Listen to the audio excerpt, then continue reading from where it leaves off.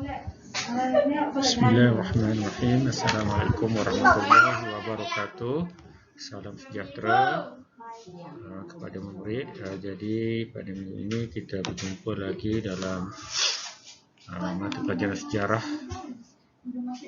sambungan daripada minggu lepas, iaitu yang bertajuk zaman prasejarah. Zaman prasejarah. Jadi apa yang kita belajar pada minggu lepas mungkin masih ingat lagi, iaitu berkaitan lokasi zaman prasejarah di negara kita, seperti yang cikgu maklumkan sebelum ini. Dan dalam tugasan yang kamu buat pun, lokasi-lokasi di Malaysia terdapat beberapa tempat, iaitu contohnya seperti yang popular di Sarawak, iaitu di mana? Di Gua Niah, di daerah Miri. Jadi itu antara lokasi, dan penempatan ini telah dibuktikan oleh pengkaji sejarah bahawa ada bukti ataupun artifak ataupun yang telah didapatkan melalui arkeologi, dan sebab itulah mereka telah mengisytiharkan bahawa lokasi tersebut adalah lokasi penempatan awal penduduk di negara kita, iaitu yang dikenal pasti sebagai zaman prasejarah. Okey, dalam pembelajaran kali ini murid akan dapat dua perkara penting. Pertama, dapat menghuraikan ciri kehidupan dari aspek kegiatan sosial dan ekonomi manusia zaman prasejarah, iaitu standard pembelajaran 3.13. Dan yang kedua, dapat menyatakan kepentingan memelihara artifak zaman prasejarah. Artifak ini lebih kepada bahan-bahan ataupun dari segi fosil, alatan-alatan dan sebagainya, yang digunakan pada zaman tersebut. Okey, seterusnya kita lihat pada kegiatan sosial zaman prasejarah. Sosial ini, apa maksud sosial?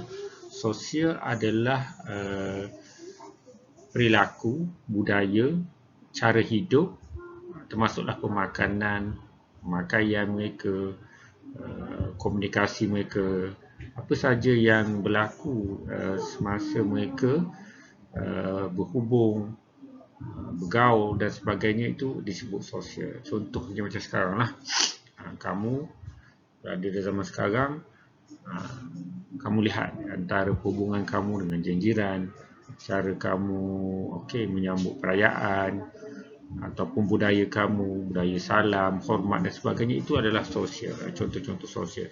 Okey, kalau lihat pada zaman Paleolitik, iaitu zaman yang 40,000 tahun dahulu, kehidupan mereka secara nomad dalam kelompok yang kecil. Nomad ini kalau dari istilahnya adalah mereka ni suka berpindah randah, tetapi walaupun mereka berpindah randah, tempat yang mereka tinggal itu pada zaman tersebut ialah di dalam gua saja. Ini yang mereka pilih tempat tinggal mereka. Mungkin sama macam kita sekarang, kita duduk dalam rumah. Kenapa?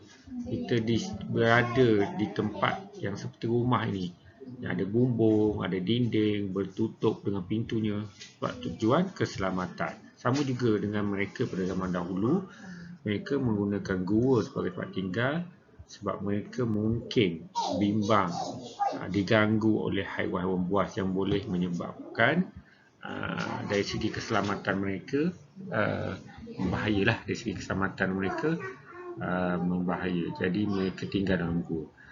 Okey, kalau kita tengok pada zaman seterusnya, zaman Mesolitik, zaman yang selepas Paleolitik, kira-kira 20,000 tahun dahulu, hidup mereka masih lagi dalam keadaan nomad dan dalam kelompok yang kecil, sama. Tapi kalau dilihat pada tempat tinggal mereka, mereka bukan saja tinggal di kawasan yang tinggal dalam gua, tapi mereka juga ada yang tinggal di pesisir pantai dan muara sungai.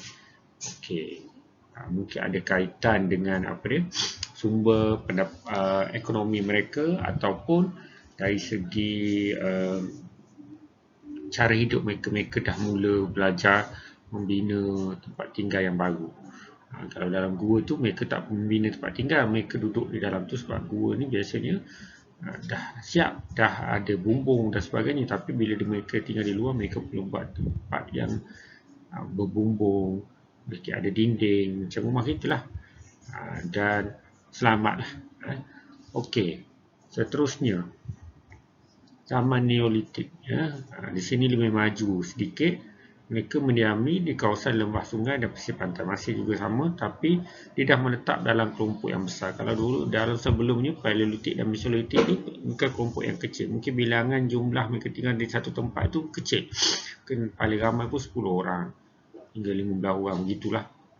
Kalau kata sekarang di zaman Neolitik, mereka dah berada dalam kelompok yang besar, ramai. Macam satu kampung lah, itulah. Mungkin dah nilai 50 hingga 100 orang. Okay. Dan seterusnya di zaman logam, mereka hidup menetap dalam kelompok yang besar, sama macam Neolitik, tetapi mereka dah pandai pilih ketua sebagai pemimpin. Benda ini sama pada zaman sekarang. Kita kalau biasanya tinggal dalam satu tempat, taman ataupun kampung, dia lantik ketua. Macam negeri kita dah ada ketua menteri besar. Bawah sikit kalau taman, ada ketua taman ataupun lagi ketua lorong. Kalau kat kampung, ketua kampung, tok penghulu dan sebagainya. Dan mereka juga dah mula ada adat dan acara-acara keagamaan mereka. Jadi contohnya dari segi kematian, macam mana mereka nak kebumikan, dan apa lagi upacara lain yang mereka telah buat secara lebih tersusun. Yang sebelum ini mungkin tak ada satu kaedah. Jadi waktu ini mereka dah wujudkan kaedah dan mengamalkan adat-adat tertentu. Okey, seterusnya kita lihat kegiatan ekonomi pula pada zaman prasejarah. Kita bermula pada zaman Paleolitik. Mereka menggunakan alatan daripada batu dan mengutip hasil hutan dan memburu haiwan. Daripada alatan yang kita guna tu, biasanya mereka guna alatan ini untuk mempertahankan diri mereka ataupun memburu binatang. Jadi kutip hasil hutan untuk mereka jadikan makanan mereka, dan binatang mereka tu, binatang yang diburu itu untuk mereka makanlah untuk teruskan kehidupan. Itu cara mereka bekerja lah. Dan mereka juga berkongsi makanan. Kalau mereka ni maksudnya dalam kelompok yang kecil tadi, bukan semua, mungkin beberapa orang yang dapat hasil makanan dan bawa balik, dan mereka berkongsi makanan untuk mereka terus hidup lah. Okay. Zaman Mesolitik pun sama, mereka menggunakan batu, tapi dia dah mereka alatan tersebut, dia reka dari segi buatannya adalah lebih baik daripada zaman Paleolitik. Dan dia mengutip juga hasil hutan dan memburu haiwan serta menangkap ikan. Jadi sebab tadi mereka dah mula tinggal di pesisir pantai dan di lembah-lembah sungai kan. Jadi di situlah mereka mula belajar menangkap ikan menggunakan alat-alat yang dia buat daripada batu. Senjata yang digunakan untuk menangkap ikan. Okey.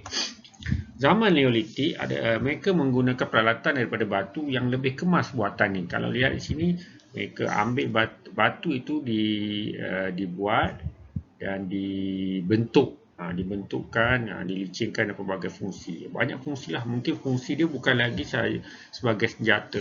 Ada yang dibuat sebagai alat-alat untuk kegunaan di lain lah, dan sebagainya. Mungkin tempat letak makanan, tempat letak air dan sebagainya, yang disesuaikan dengan cara hidup mereka.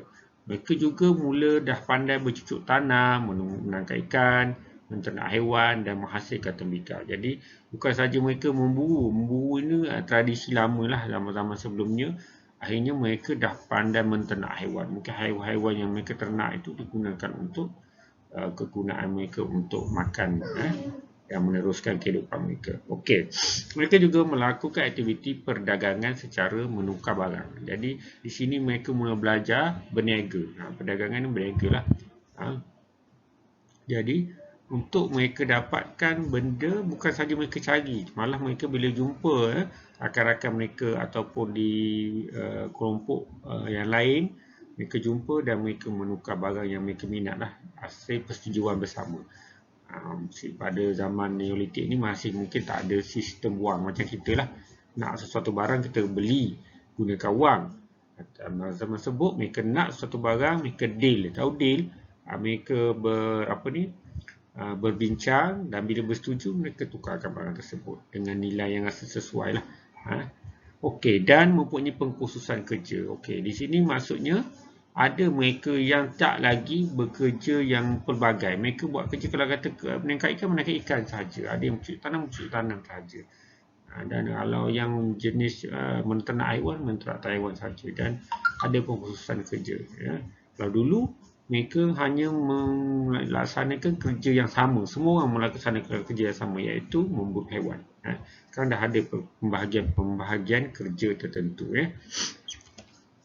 Okey, pada zaman logam pula, zaman logam pula mereka dah bijak dan mahir membuat peralatan daripada logam. Logam ni tembaga, mungkin besi, daripada emas, kalau ada emas lah. Dahulu kala mereka buat, mereka bentukkan jadi alat-alat tertentu untuk senjata, mungkin untuk pakaian, mungkin untuk perhiasan diri, perhiasan dalam rumah mereka, tempat tinggal mereka, dan pelbagai lah.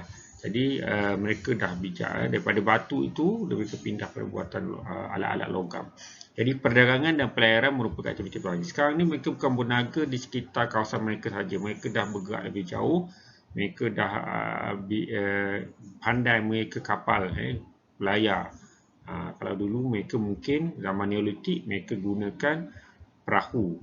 Mungkin kalau pernah saya tengok tu mereka tebang batang pokok, mereka tebuk pokok tu jadikan perahu. Itu mungkin zaman sebelum zaman logam. Tapi zaman logam ni oleh kerana mereka ni dah boleh dah mahir dan mereka buat alat-alat tertentu yang untuk mereka belayar lah, seperti kapal, perahu dan sebagainya. Dan aktiviti perdagangan secara tukar barang, sistem barter ini jadi makin berkembang lah. Bila mereka boleh berlayar, maksudnya boleh pergi ke negeri-negeri tempat yang jauh daripada tempat tinggal mereka. Okey. Seterusnya saya nak tunjukkan macam mana ni gambar yang ditunjukkan, bahan-bahan yang telah dibuat kajian oleh pakar-pakar sejarah yang menunjukkan inilah situasi digambar. Dia gambarkan suasana keadaan waktu zaman-zaman prasejarah ini.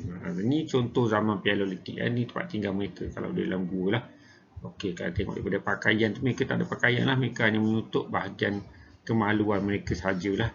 Dan batu yang digunakan tu contoh-contohnya untuk tajam, dan mereka memang gunakan sepenuhnya batu yang digunakan tu, tak ada, dia tak bentukkan lagi. Dia tak mahir membentuk batu-batu tu jadi peralatan atau alat tertentu. Tapi batu tu digunakan, dimanfaatkan untuk tadilah memburu binatang, membuat apa sajalah, mungkin nak hidup ke api, mereka gunakan batu tersebut. Okey, zaman Mesolitik. Ni kalau tengok di gambar tu, mereka dah menggunakan alatan yang senjata mereka guna daripada batu tu, dibuat alatan dan untuk memburu binatang, memburu binatang. Gajah sekalipun mereka memburu batu untuk mereka dapatkan hasil buruan itu, mereka kongsi mungkin untuk makan lah. Dan kalau tengok alatan yang mereka guna, mereka dah mereka. Alatan tu dah lebih cantik lagi lah. Memang dia asalnya daripada batu, tapi dia dah reka, dah bentukkan kesesuaian untuk dia guna lah. Okey, zaman Neolitik. Ni mereka dah bijak ataupun dah mahir. Tadi macam cikgu beritahu tadi, mereka dah duduk di lembah-lembah sungai, hampir dengan tempat pekerjaan mereka. Ada pengkhususan pekerjaan mereka. Kalau di lembah sungai itu sudah pasti mereka mungkin lebih kepada pekerjaan yang berupa seperti menangkap ikan dan bercocok tanam lah. Sebab ada air, mereka dapat air. Dan tengok pada alatan tu, ada mata lembing, kapak dan sebagainya. Mereka dah mula mereka bentuk-bentuk daripada batu ni, mereka dah reka bentuk-bentuk senjata ataupun alat yang sesuai. Sesuai digunakan untuk pada zaman tersebut lah. Okey. Ini sebagai zaman logam. Kalau tengok ni sebagai dia penggambaran ni, kaedahnya ataupun suasana pada zaman dahulu lah, zaman logam. Mereka dah mahir membina tempat tinggal mereka sendiri, bukan lagi duduk dalam gua asalnya pada zaman Paleolitik tu, dan dalam kelompok yang ramai tinggal kawasan-kawasan tertentu, ada ketuanya, dan dari segi pakaian mereka pun dah mula ada pakaian mereka sendiri, yang dibuat mungkin daripada kulit-kulit kayu ataupun kulit binatang, dan mereka ada alat-alat yang dibuat daripada tembaga. Nampak alat-alat tadi ya, contohnya kapak berumun, contoh istilah manik-manik. Mungkin manik-manik ni perhiasan diri lah, dan bejana perunggu. Ini alat-alatan yang dikenal pasti ada di zaman prasejarah di negara kita lah. Okey, sekarang saya nak kita faham. Tadi saya ada sebut pada zaman-zaman perubahan zaman bermula Mesolitik, Neolitik dan logam, mereka dah ada adat-adat ataupun kepercayaan masyarakat mereka lah yang mereka amalkan. Okey, kalau kita lihat pada zaman Paleolitik, cara pengebumian, ni satu kaedah lah. Biasanya kalau dahulu kepercayaan mereka ni waktu mereka meninggal lah ataupun mereka dah mati, tentulah mereka nak laksanakan cara apa. Jadi dia dah buat satu kaedah. Contohnya pada di zaman Paleolitik, apa kaedah dia buat? Dia contohnya mayat yang dikebumi itu dimasukkan sekali alatan batu yang mereka ada lah. Tak tahulah banyak mana, dimasukkan sekali bersama mayat-mayat. Ini fosil yang dijumpai oleh bukti-bukti ini yang dinyatakan ini dia dapat dibuktikan daripada pengkaji-pengkaji sejarah yang digunakan kaedah ekologi tadi dan menjumpai fosil. Fosil ni tulang-tulang lah, dan nampak menunjukkan bahawa ada bukti-bukti tersebut. Okey, yang kedua, logam, zaman logam. Ini zaman yang terkini lah. Mereka menggunakan kepingan batu semasa kebumikan mayat. Kepingan-kepingan batu masa kebumikan mayat. Okey. Zaman Mesolitik mengebumikan mayat dengan kaki dibengkok. Ini contoh di gambar lah. Dan Neolitik mereka memasukkan tebikar tanah semasa mengebumikan mayat. Ini pada zaman-zaman tersebut lah. Mereka gunakan alatan-alatan yang sesuai untuk digunakan, dan masa sama bila ada kematian mereka memasukkan alatan-alatan tersebut dalam bersama-sama mayat yang dikebumikan ya. Okey. Okey, yang terakhir cikgu nak bincangkan tentang perkara ni, iaitu daripada apa yang kita belajar pada hari dalam rakaman yang pembelajaran kali ini, apakah kepentingan ataupun jenis maklumat yang kita boleh perolehi daripada tinggalan sejarah. Ini contoh gambar. Ini ahli ekologi itulah, ahli pakar sejarah, bila dia jumpa sesuatu nampak tu dia guna brush. Daripada tu dicuci fosil itu untuk dapatkan bukti-bukti. Okay, maklumat apa yang kita dapat? Okay, yang pertama, kita dapat ketahui bahawa proses evolusi daripada dahulu hingga sekarang. Apa tu evolusi? Evolusi ni perubahan-perubahan. Contohnya kalau dahulu, yang dahulu, zaman dahulu, mula-mula daripada kenderaan yang mereka guna. Mungkin zaman ni tak ada kenderaan lagi, tapi zaman selepas memula zaman logam dan zaman-zaman selepas itu dah ada kenderaan. Mereka tak menggunakan alat untuk mereka bergerak. Bermula dengan apa? Kuda. Lepas tu ada kereta beroda. Kereta beroda ni pada dahulu asalnya tak ada bumbung. Tak ada bumbung. Ada 3 roda. Kalau dulu, zaman dulu ada 3 roda. Guna kayu macam basikal, bergerak. Lepas tu dah mula ada enjin. Lepas ada enjin, lepas sekarang lah perubahan-perubahannya. Itu evolusi. Okay, macam telefon lah. Dulu telefon dia guna wire asalnya. Lepas tu bergerak pada telefon. Dah telefon tak guna wire, boleh pegang di mana-mana, boleh hantar gambar SMS, boleh bercakap dengan menggunakan telefon. Kita nampak kawan kita, ada gambar kat dalam, ada video call. Jadi itu proses evolusi nama dia.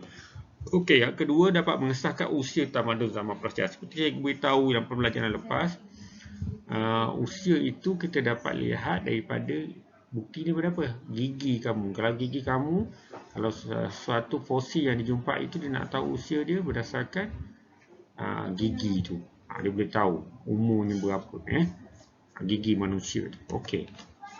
Yang ketiga dapat mengetahui budaya masyarakat zaman prasejarah.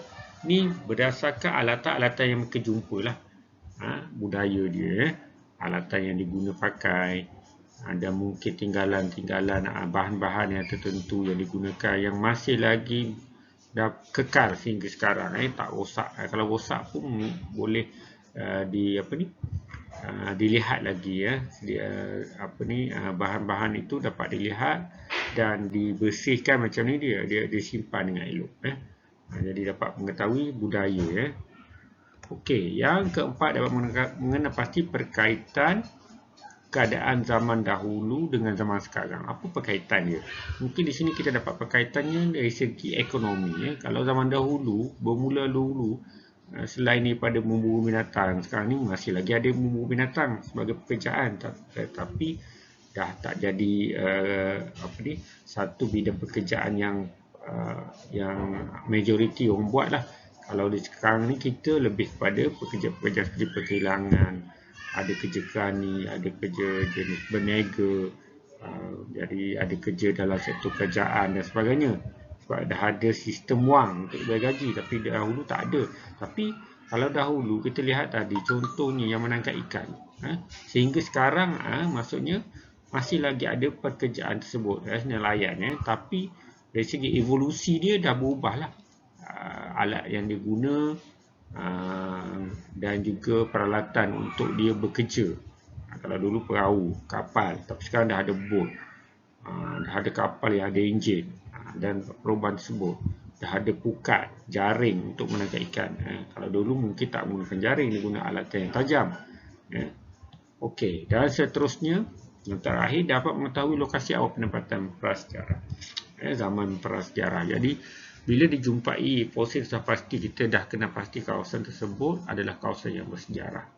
Fosil ataupun artifak yang dijumpai. Jadi kawasan itu penting, seperti mana yang cikgu maklumkan sebelum ini, mesti dijaga, mesti dipelihara tempat tersebut sebagai dijadi bahan bukti untuk masa-masa akan datang. Bukan zaman sekarang saja, untuk akan datang, bahawa wujudnya beberapa tempat di negara kita ni tempat-tempat yang bersejarah dan perlu dikekalkan dari segi keadaan tempat itu, dan sebagai bukti untuk zaman-zaman akan datang, generasi akan datang, belajar tentang apa yang ada di kawasan tersebut. Okey. Okey, dah berakhir pembelajaran kita kali ini. Jadi apa yang cikgu nak kamu buat sebagai pengukuhan pembelajaran yang telah kamu belajar pada kali ini ialah kamu seperti biasa perlu menjawab soalan dalam muka surat 49, 50, 51 dalam buku aktiviti sukses A+ sejarah KKSI tahun 4. Jadi mereka yang ada kena jawablah. Ni ada buku ni. Bagi mereka yang tak ada, kamu kena salin soalan tersebut dan jawab dalam buku latihan. Latihan. Jadi tak perlu belilah buku ni kalau yang tak ada lah. Yang ada, gunakan, manfaatkan sepenuhnya buku ni dan soalan-soalannya surat 49. Ini soalan dia. Ini yang seperti mana cikgu terangkan tadi, ekonomi dan juga sosial. Dia ada persamaan, Paleolitik, Mesolitik, Neolitik dan zaman logam. Ada persamaan dan ada perbezaan. Jadi kamu catatkan di ruangan kosong, tempat kosong tu, apa persamaan, apa perbezaan. Contohnya zaman Paleolitik dengan Mesolitik. Apa persamaan dia? Tinggal dalam gua. Itu persamaan. Perbezaan dia apa pula? Jadi kamu catatkan. Okey, seterusnya muka surat 50. Okey, muka surat 50 ini ilustrasi menunjukkan amalan kepercayaan. Kepercayaan ni apa ni? pengkebumian masyarakat zaman Mesolitik mengumikan mayat. Jadi tadi kita dah bincangkan, cikgu dah bincangkan, cikgu dah bagi tahu kamu macam mana cara kaedah, apa tata cara mereka gunakan setiap zaman-zaman prasejarah tersebut yang ada perbezaan mereka. Jadi catatkan di situ dan buat rumusan sendiri, rumusan yang kamu faham berkaitan kepercayaan manusia pada zaman prasejarah, melibatkan cara pengebumian mayat. Okey. Dan yang terakhir surat 51, ini tentang artifak rangka tulang manusia yang diberikan nama yang diberikan nama dia manusia perak, nama manusia perak. Dia tak tahulah macam mana dia boleh bagi nama manusia perak, tapi rangka fosil dia. Jadi di sini